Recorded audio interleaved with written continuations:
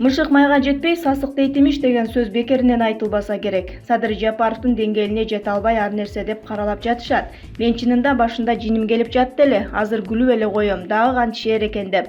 А бизде тролль, фейк, фанат, зомби, зек дагы эмне дешет. Али көп эле нерсени угат окшойбуз, бирок Садырдан башкасынын биздей колдоочулары жок. Ким болбойлу, биз өтө көппүз. Көптүгүбүзгө көз тийбесин, иншаллах. Ошол айтып жаткандардын ичи таарып, оозуна келгенин айтып жатат. Көңүл бөлбөйбүз, себеби көрө албастык бул оору. Оорук жанга теңелиштин кереги жок. Аллахым аларгадан инсап берсин. А биз Садыр Жапаровду чын жүрөгүбүздөн колдоп, менин президентим деп сыймыктанган күндү Аллахтан сурап жана күтө беребиз деп жазат кыргыз Нукура. Сымбат Максутова. Эми мындай пикирлер кагылышында мен дагы оюмду билдирип коеюн дедим. Көлдүктөрдү колдобойт, эмнеге деп талай белгилүү инсандардан сурадым. Балыктар дайым жалгыздап сүзөт деп коюшат. Азыр дагы Садыр Жапаровду көлдүктөр жамандап отурушат. Анткени орус мүнөз бетке чабар эл. Кемчилик кетирсе ким болбосун биринчи кыйкырып чыгат. Ушул жерде топтошуп сүзгөн балыктар да көп болоорун айткым келип турат. Ысык көлдө төрөлүп өскөн Садыр Жапаров өлкө башчылыгына аттанды. Өтүп калса бул 100 жылдан кийинки көлдүк адамга тие турган бийлик. Акыркы 15 жылдан бери Садыр ага өлкөнүн келечеги, мамлекет тагдыры деп келатат. Ушул себептен анын президент болуп келишин каалайм. Канча жерден сынбай кайра курчуду. Мындай тагдырды эч кимге бербесин. Ал ишканаларда жетекчи болуп иштеп, жогорку кеңештин 2 жолку чакырылышында депутат болду. Мыйзамдарды, ченемдик укуктук актыларды, документацияны жакшы билет. Айыл менен шаардын мүнөзүн өздөштүргөн, элди түндүк түштүк деп өлбөйт. Өлкө башчылыгына жаш курагы төп келет. Жашты эмес, карыды эмес, энергиясы ашып турган орто куракта. Сүйүктүү өлкөбүздү тез арада бутунан тургузуп, экономикасын, социалдык абалын, маданиятын чыңдайт деп ишенгим келет. Ишеним өтө чоң курал. Жамандай берсек, жакшысын бирөө бербейт. Жанына экономика жаатында тажрыйбасы күчтүү Карганбек Самаковдай адамдарды топтосо, Кыргызстандын жаркын жашоосун жакынкы жылдарда эле көрүүгө мүмкүн болот. Кыргызстанды Сингапурдай кылуу оңой эле, деди Карганбек Самаков. Мен сизге ишенем, Садыр байке. Шайлоодон утуп келип, өлкөнү колго алыңыз, өнүктүрүңүз. Сизди көп адамдар колдоп, ишеним авансын бергени турушат. Жоопкерчиликти аткарууга Кудайым өзү күч, кубат, ден соолук берсин сизге, деп жазат ал. Турат Акимов. Сыймык Жапыкеев убактылуу өкмөттүн мүчөлөрүнүн кирешелерин текшерип чыгышы керек. Сыймык Жапыкеев убактылуу өкмөттүн мүчөлөрүнүн акыркы 10 жыл ичиндеги, тагыраагы 2009 жылдан 2019 жылга чейинки декларацияларын текшериши керек. Алардын жакындарынын жана досторунун кирешелери да текшерилүүгө тийиш. Бул тууралуу Турат Акимов социалдык тармактагы баракчасына жазды. Анын айтымына караганда, банк эсептери менен карталардын эсебиндеги кыймылды жана банк ячейкаларынын ачылышы текшерилиши керек. Ошондой эле убактылуу өкмөттүн мүчөлөрүнүн 2010 жылга чейин кимдин кандай жашагандыгын жана азыр 10 жылдан кийин кандай жашап жаткандыгын иликтөө керек. Эгерде байлыктын анормалдуу өсүшү байкалган болсо, анда аны соттун чечими менен мамлекеттин кирешесине алып коюу маселесин көтөрүшү керек. Тергөө иштери жүрүп жаткан учурда бардык мүлкү камакка алынышы абзел, бийлик жоопкерчиликсиз болбошу керек. 10 жылдан кийин деле кылган кылмыштары үчүн жооп бериши зарыл. Ушундай жол менен гана бийлик жооптуу боло алат. Ал эми эл макой эмес, акылдуу болот, деп баса белгиледи Турат Акимов. Акбалык Жумалиева. Кыргыздар кичинекей алакандай эл болгонубуз менен ыркы жок, көрө албас, тартипсиз эл болуп баратабыз. Жогорку кеңештин депутаттыгына талапкер Акбалык Жумалиева учурдагы кыргыздардын ичара мамилеси тууралуу сын пикирин айтып, кыргыздарды ынтымакка чакырды.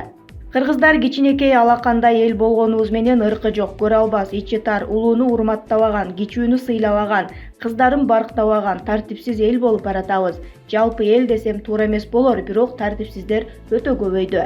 Өзү санай келсек, манжабыз деле ашып кала турган саналуу эле беделдүү саясатчыларыбыз бар. Аларды деле жанын койбой бири-бирине тукуруп, кайраштырып, бири-бирине душман кылып баратабыз. Бирин жер саткыч, саткын дейбиз, бирин зек дейбиз, бирин маражор дейбиз. Аларды жалган жала менен каралап, сүрөттөрүн адепсиздик менен түрдүү карикатура жасап шылдың кылып отурабыз. Деги бизге ким жагат? Идеалдуу адам жок, ар бир адамдын кемчилдиги болот. Улуттук лидер да адам заты болгондон кийин албетте кемчилдиги болот. Ошол бир аз кемчилдигине көз жумуп, жакшы жагын көрүп, таңазалап лидер кылып, калганын колдоп, кубаттап, ээрчип мамлекетти көтөрбөйлүбү? Ошол саналуу лидерлерди кайраштырбай, бириктирбейлиби? Жок, бизге анадай жакшы ойлор келбей калыптыр. Биз бир гана жала жаап, каралаганга уста болуп калыптырбыз. Анан калса кайчы пикир жазып, өз көз карашын айтып чыккан кыз келиндерге карата оозго алгыс уят сөздөрдү жазып, сүрөттөрүн монтаждап чыгарган эркектер эркек эле эмес, алар адам деле эмес экен дейт элем.